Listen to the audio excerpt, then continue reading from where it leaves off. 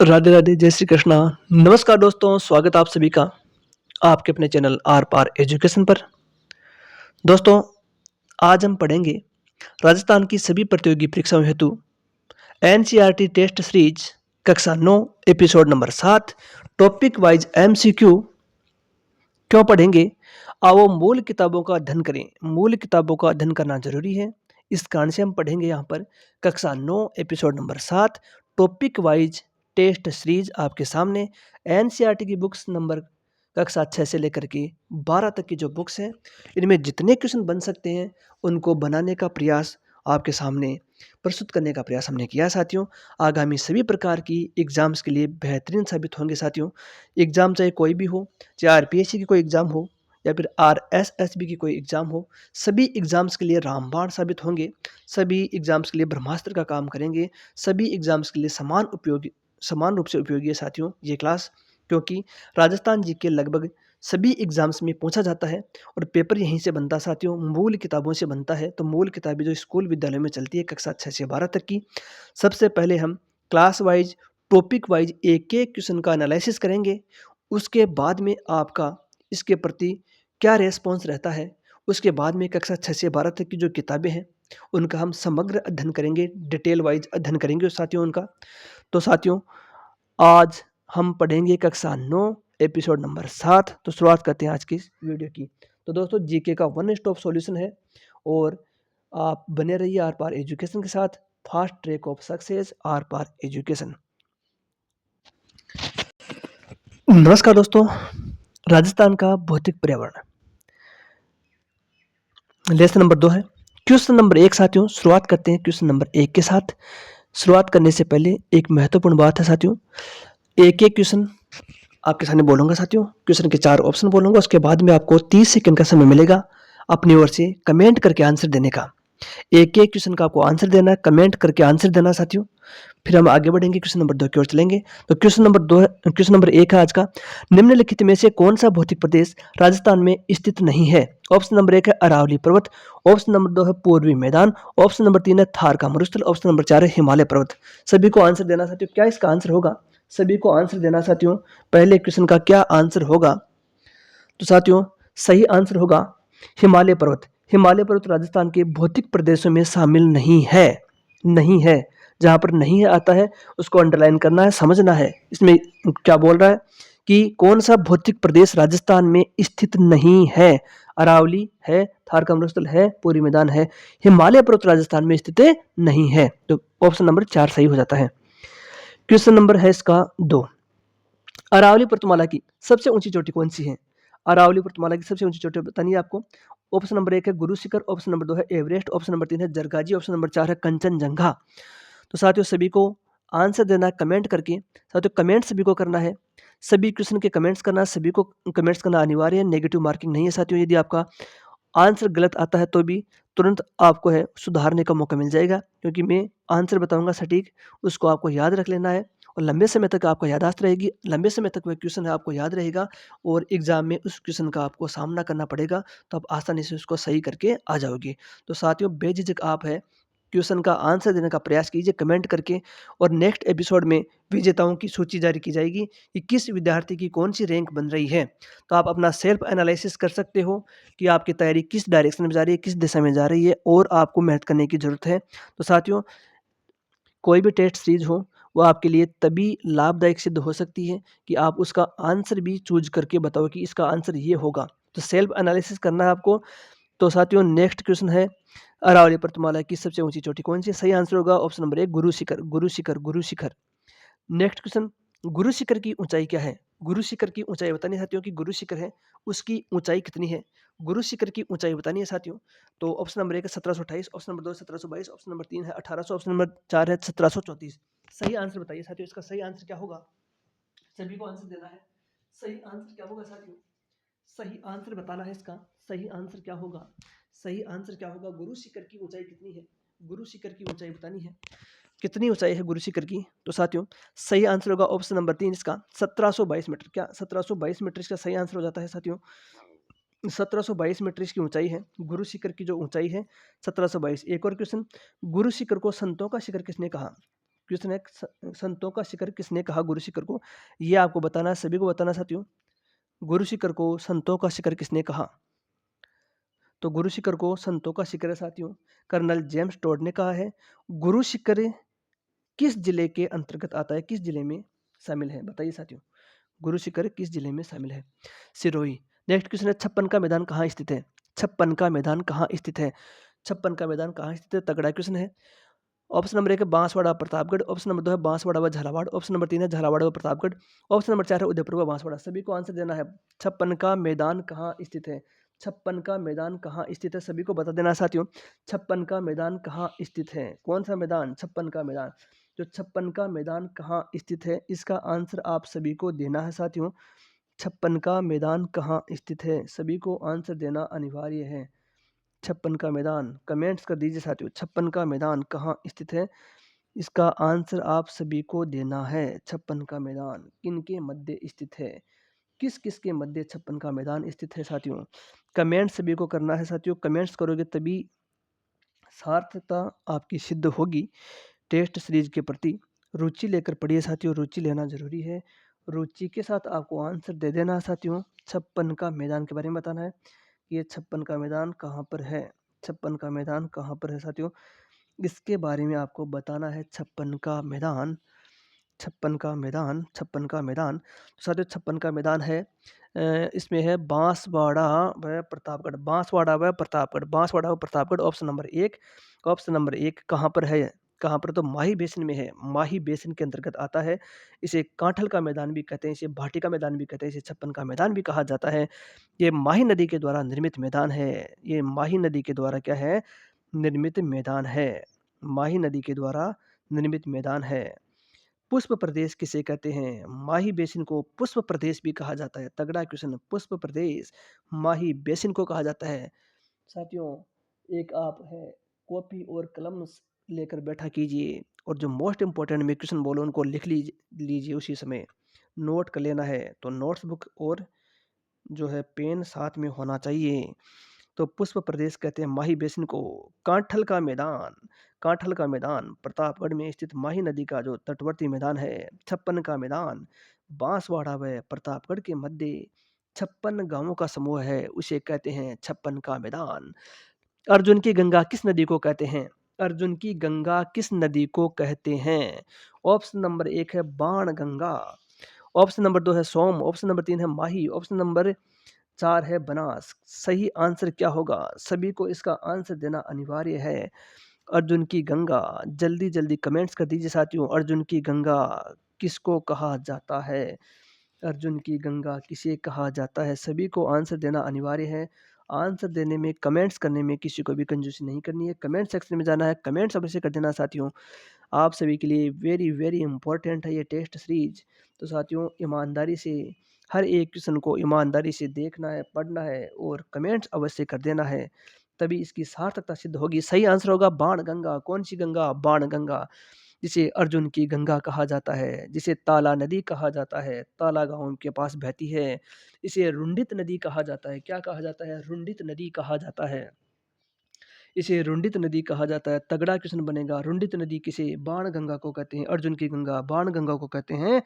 ताला नदी बाण गंगा को कहते हैं।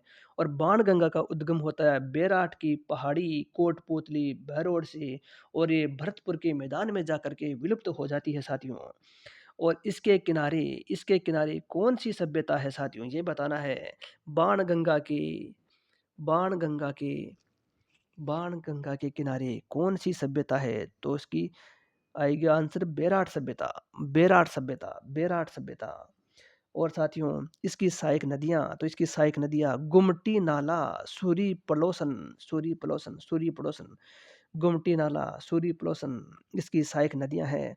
बाणगंगा नदी पर बात आ गई है बाणगंगा की, तो साथियों बाणगंगा के ऊपर है लालपुर बांध बनाया गया है, जमुआ रामगढ़ बांध बनाया गया है। बाणगंगा बेसिन 8 जिलों में विस्तृत है, 8 जिलों में आता है। सर्वाधिक भरतपुर में ये थी हमारी बाणगंगा। नेक्स्ट क्वेश्चन है साथियों, निम्न में से खारे पानी की झील नहीं है। खारे पानी की झील कौन सी नहीं है, ये बताना है साथियों। खारे पानी की झील कौन सी नहीं है? तो साथियों सांभर ऑप्शन नंबर 1, 2 है पिछोला, 3 है पचपदरा, 4 है लूण कर्णसर, नहीं है जहाँ पर आता है तो इसको समझना है कि नहीं है, कौन-सी नहीं है खारे पानी की झील? ऑप्शन देख लीजिए, आंसर देने का प्रयास कीजिए, सभी को आंसर देना है साथियों, सभी को आंसर देना अनिवार्य है। क्या इसका आंसर होगा? क्या इसका आंसर होगा? सांभर, पचपदरा, लूण करणसर, पिछोला। सही आंसर होगा पिछोला, पिछोला, पिछोला, पिछोला इसका सही आंसर होगा। पिछोला क्या है? पिछोला मीठे पानी की है, मीठे पानी की झील है पिछोला। पिछोला झील है मीठे पानी की, कहाँ पर है? झीलों की नगरी उदयपुर में है, झीलों की नगरी उदयपुर में है। निर्माण किसने करवाया? राणा लाखा ने करवाया था साथियों, राणा लाखा ने करवाया था। पिच्छू बंजारा ने करवाया था राणा लाखा के शासनकाल में। पिच्छू या छितर नामक बंजारे ने अपने बेल की याद में करवाया था, उसका बेल मर गया था, उसकी याद में इसका निर्माण करवाया था। पिछोला झील में जलपूर्ति सिसारमा व भोजड़ा नदियों के द्वारा होती है और इसको सबसे सुंदर झील माना गया है। उदयपुर की सबसे सुंदर झील माना गया है। इसका जीर्णोद्वार महाराणा सांगा ने करवाया था, महाराणा सांगा ने करवाया था, महाराणा सांगा ने करवाया था। जंग मंदिर, राजमहल, जग निवास, बागौर की हवेली, नटनी का चबूतरा इसके किनारे स्थित है, इसके किनारे स्थित है नटनी का चबूतरा। नेक्स्ट क्वेश्चन है साथियों, निम्न में से खारे पानी की झील है, निम्न में से खारे पानी की झील कौन सी है? ऑप्शन नंबर 1 है पुष्कर, ऑप्शन नंबर 2 है पिछोला, ऑप्शन नंबर 3 है पचपदरा, ऑप्शन नंबर 4 है गढ़सीसर। खारे पानी की झील कौन सी है बताना साथियों, जल्दी जल्दी कमेंट्स कर दीजिए, बताइए कौन सी खारे पानी की झील आपको लगती है, इनमें कौन सी है खारे पानी की झील? तो ऑप्शन नंबर 3 पचपदरा इसका सही आंसर हो जाएगा साथियों। पचपदरा जो पहले बाड़मेर में था अब है बालोतरा में, बालोतरा में है, बालोतरा में है। और राजस्थान की खारे पानी की दूसरी सबसे बड़ी झील है साथियों, सबसे बड़ी सांबर है। 2 नंबर की झील कौन सी है? पचपदरा है साथियों। पंचा नामक भील ने इस दलदल को सुखा करके इसका निर्माण करवाया था, पंचा नामक भील ने। इसमें सर्वोच्च कोटि का सबसे अच्छा किस्म का, सबसे अच्छी क्वालिटी का और सबसे खारा नमक यहाँ से प्राप्त होता है, जिसमें सोडियम क्लोराइड की मात्रा सर्वाधिक होती है, लगभग 98% है। एक और बात बता देना चाहता हूँ, पचपदरा का नाम आ गया है तो साथियों मेरी देखी हुई झील है ये, आँखों देखा हुआ हाल सुना रहा हूँ आपको। यहाँ पर कोसिया, कोसलू, पचपदरा में जो कुएँ बनाकर नमक उत्पादन होता है उसे कोसलू या कोसिया कहा जाता है। यहाँ पर खारवाल जाति के द्वारा नमक का उत्पादन मोरली झाड़ी की टहनियों को के द्वारा किया जाता है। मोरली झाड़ी की टहनियों से ये नमक साफ किया जाता है, इस पर एक नमक बनाया जाता है। राजस्थान स्टेट साल्ट वर्क्स की स्थापना 1960 में की जाती है। नेक्स्ट क्वेश्चन के लिए चलता हूँ साथियों। राजस्थान की सबसे ऊंचाई पर स्थित प्राकृतिक झील कौन सी है? सबसे अधिक ऊंचाई पर निर्मित प्राकृतिक झील कौन सी? ऑप्शन नंबर 1 है बालसमंद, ऑप्शन नंबर 2 है पिछोला, ऑप्शन नंबर 3 है कायलाना, ऑप्शन नंबर 4 है नक्की झील। कौन सी झील आएगी साथियों? सबसे अधिक ऊंचाई पर निर्मित झील कौन सी है? सबसे अधिक ऊंचाई पर प्राकृतिक झील कौन सी है साथियों? कौन सी झील आएगी? सबसे अधिक ऊंचाई पर कौन सी झील है? सही आंसर होगा नक्की झील, ऑप्शन नंबर 4 नक्की झील, नक्की झील, नक्की झील का नाम आ गया तो बता दीजिए साथियों कहाँ पर है? माउंट आबू में है। माउंट आबू में कहाँ पर? तो माउंट आबू सिरोही में है साथियों, माउंट आबू सिरोही में है। राजस्थान की सबसे ऊंची झील है, लगभग 1200 मीटर इसकी ऊंचाई है साथियों। इसके बारे में कहा जाता है कि देवताओं ने नाखून से खोद करके इसका निर्माण करवाया था, निर्माण किया था। राजस्थान की सबसे गहरी झील है, लगभग 35 मीटर गहराई है इसकी। एकमात्र झील है जो जमने वाली झील है साथियों, राजस्थान की एकमात्र झील जो जमती है सर्दियों में, जम जाती है बर्फ इसमें। और ये साथियों विवर्तनिक प्रकार की झील है। क्या है? विवर्तनिक प्रकार की झील, ये प्राकृतिक झील है, विवर्तनिक घटनाओं के द्वारा निर्मित झील है। और ये गरासिया जनजाति की पवित्र झील है। टॉप मोस्ट क्वेश्चन आपके सामने साथियों, इस बात से अनभिज्ञ हो शायद आप कि ये गरासिया जनजाति की पवित्र झील है, बहुत कम लोग जानते हैं गरासिया जनजाति का पवित्र झील है साथियों। कौन सी? नक्की झील। एकमात्र हिल स्टेशन वाली झील कौन सी? नक्की झील है, एकमात्र हिल स्टेशन वाली झील है। हिल स्टेशन है माउंट आबू और राजस्थान का एकमात्र हिल स्टेशन वाली झील है नक्की झील। यहाँ पर सनसेट पॉइंट भी प्रसिद्ध है, यहाँ का सनसेट पॉइंट भी प्रसिद्ध है। झील के किनारे देखने लायक क्या क्या है? नंदी रोक है, टोड रोक है मेंढक के आकार की, नंद रोक है, घूंघट निकाले हुए स्त्री, रामकुंड है, चंपा गुफा है, हाथी गुफा है, विवेकानंद गुफा है, राम झरोका है, रघुनाथ मंदिर है साथियों। ये काफ़ी हो गया है। नेक्स्ट है झीलों की नगरी किसे कहा जाता है? झीलों की नगरी। ऑप्शन नंबर 1 है उदयपुर, ऑप्शन नंबर 2 है कोटा, ऑप्शन नंबर 3 है अजमेर, ऑप्शन नंबर 4 है राजसमंद। सही आंसर क्या होगा साथियों? सभी को कमेंट्स करके आंसर देना है। सभी का आंसर सही होना चाहिए।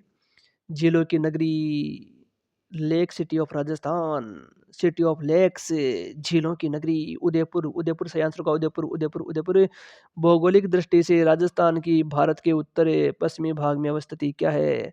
ऑप्शन नंबर 1 है 23 डिग्री 3 मिनट से 30 डिग्री 12 मिनट उत्तरी अक्षांश पे, 69 डिग्री 30 मिनट से 78 डिग्री 17 मिनट पूर्वी देशांतर, 21 डिग्री 3 मिनट से 30 डिग्री 12 मिनट उत्तरी अक्षांश पे, 69 डिग्री 30 मिनट से 78 डिग्री पूर्वी देशांतर, 78 डिग्री 17 मिनट पूर्वी देशांतर।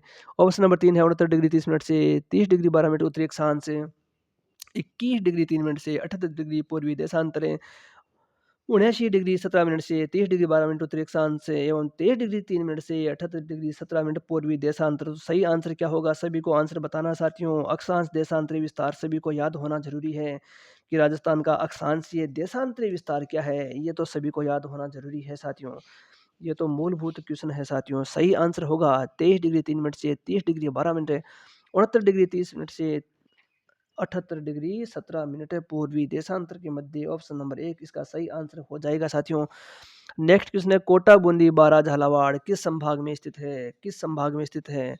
ऑप्शन नंबर 1 है भरतपुर, ऑप्शन नंबर 2 है जयपुर, ऑप्शन नंबर 3 है कोटा, ऑप्शन नंबर 4 है उदयपुर। कौन से संभाग आएगा साथियों? सभी को आंसर देना है। कौन से संभाग में है? तो ऑप्शन नंबर 3 कोटा संभाग। कोटा संभाग राजस्थान का क्षेत्रफल है। राजस्थान का क्षेत्रफल बताना साथियों। राजस्थान का क्षेत्रफल कितना है साथियों? ऑप्शन नंबर 1 है 1070 किलोमीटर, ऑप्शन नंबर 2 है 3,42,239 वर्ग किलोमीटर, ऑप्शन नंबर 3 है 2,42,239 वर्ग किलोमीटर, और ऑप्शन नंबर 4 है 4,950 किलोमीटर। वैसे तो ऑप्शन सारे गलत हैं, वर्ग किलोमीटर आता है वर्ग किलोमीटर, लेकिन बताना है ऑप्शन नंबर इसमें कौन सा सही है साथियों। आपके अनुसार कौन सा इसमें ऑप्शन सही होगा साथियों? बता दीजिए जल्दी जल्दी। सभी को बताना है आंसर। इसका सही आंसर क्या होगा? तो साथियों इसका सही आंसर होगा ऑप्शन नंबर 2, 3,42,239 वर्ग किलोमीटर आएगा साथियों। वर्ग किलोमीटर वर्ग किलोमीटर वर्ग किलोमीटर आएगा इसका आंसर। क्षेत्रफल की दृष्टि से भारत का सबसे बड़ा राज्य कौन सा है? क्षेत्रफल की दृष्टि से भारत का सबसे बड़ा राज्य कौन सा है? Option number 1 Bihar, option number 2 Uttar Pradesh, option number 3 है मध्य प्रदेश, ऑप्शन नंबर 4 है राजस्थान। सबसे बड़ा है राजस्थान। राजस्थान राजस्थान का सही आंसर होगा राजस्थान। हाड़ौती का पठार किस जिले से संबंधित है? हाड़ौती का पठार किस जिले से संबंधित है? ऑप्शन नंबर 1 है बांसवाड़ा व प्रतापगढ़, ऑप्शन नंबर 2 है साथियों कोटा बूंदी बारावा झालावाड़, ऑप्शन नंबर 3 है झालावाड़ व प्रतापगढ़, ऑप्शन नंबर 4 है उदयपुर व डूंगरपुर। हाड़ौती का पठार, हाड़ौती का पठार, हाड़ौती का सॉरी, हाड़ौती का पठार, हाड़ौती का पठार साथियों। तो कोटा बूंदी बारा झालावाड़, कोटा बूंदी बारा झालावाड़। तगड़ा क्वेश्चन है, ऑप्शन नंबर 2 इसका सही आंसर होगा। तगड़ा क्वेश्चन है साथियों। हाड़ौती का पठार, कोटा बूंदी बारा झालावाड़। यहाँ पर एक है ग्रेट बाउंड्री फॉल्ट है जो अरावली के पूर्व में बूंदी व सवाई माधोपुर की पहाड़ियों के सहारे सहारे फैली हुई है। तो साथियों नेक्स्ट क्वेश्चन की ओर लिए चलता हूँ सीधे आपको। क्षेत्रफल की दृष्टि से राजस्थान का सबसे बड़ा जिला कौन सा है? क्षेत्रफल की दृष्टि से राजस्थान का सबसे बड़ा जिला कौन सा है? क्षेत्रफल की दृष्टि से राजस्थान का सबसे बड़ा जिला कौन सा है? Option number 1 Udaipur, option number 2 है Kota, option number 3 Ajmer, option number 4 है जैसलमेर। कौन सा मेर? जैसलमेर। तो सही आंसर क्या होगा साथियों? सही आंसर क्या होगा? सबसे बड़ा जिला आपको बता देना है। राजस्थान का सबसे बड़ा जिला कौन सा है? सभी को कमेंट सेक्शन में जाना है, कमेंट्स करना, जल्दी जल्दी कमेंट कर दीजिए क्या इसका आंसर होगा साथियों। इसका आंसर क्या होगा? तो option number 4 Jaisalmer, Jaisalmer, Jaisalmer.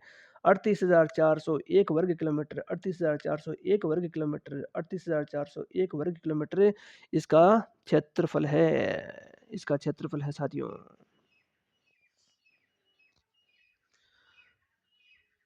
Next साथियों इसमें लेसन नंबर 4 राजस्थान की कला एवं संस्कृति। राजस्थान की कला एवं संस्कृति।